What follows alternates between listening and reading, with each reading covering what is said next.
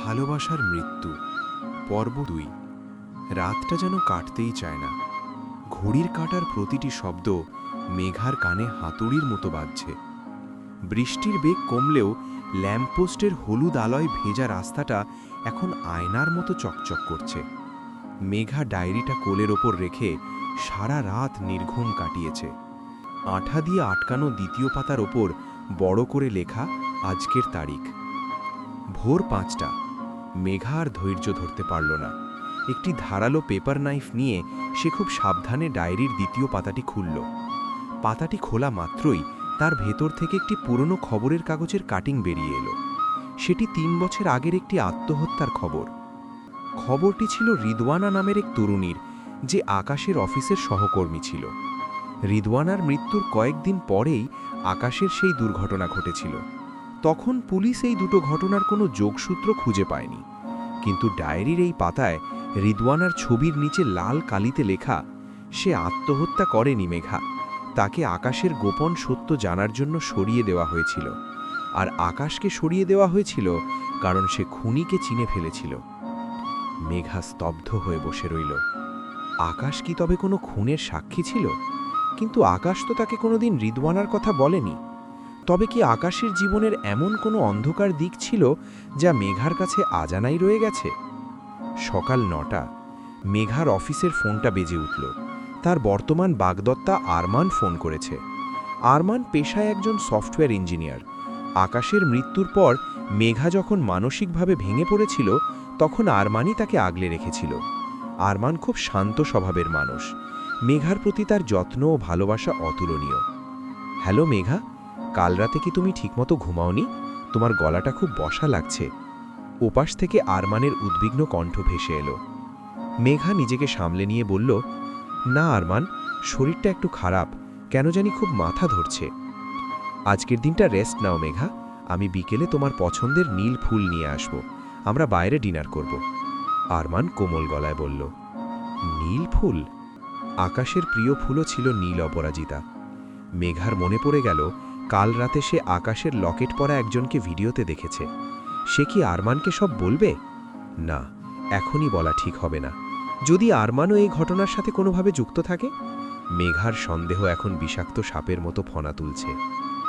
অফিসে যাওয়ার পথে মেঘা রিদওয়ালার পুরনো কেসটা নিয়ে একটু খোঁজ নেওয়ার চেষ্টা করল। মেঘার এক পুরনো বন্ধু পুলিশে কাজ করে, তার নাম ইশতিয়াক। মেঘা ইশতিয়াককে ফোন দিল। ইশতিয়াক, ৩ বছর আগের রিদওয়ানা নামের সেই মেয়েটার ফাইলটা কি আমাকে একটু দেখাতে পারো? ওটা একটা খুব জরুরি অ্যাসাইনমেন্টের জন্য। ইশতিয়াক একটু অবাক হয়ে বলল, রিদওয়ানা? ওটা তো ওপেন অ্যান্ড শাট কেস ছিল মেঘা, মেয়েটা বিষ খেয়ে মরেছিল।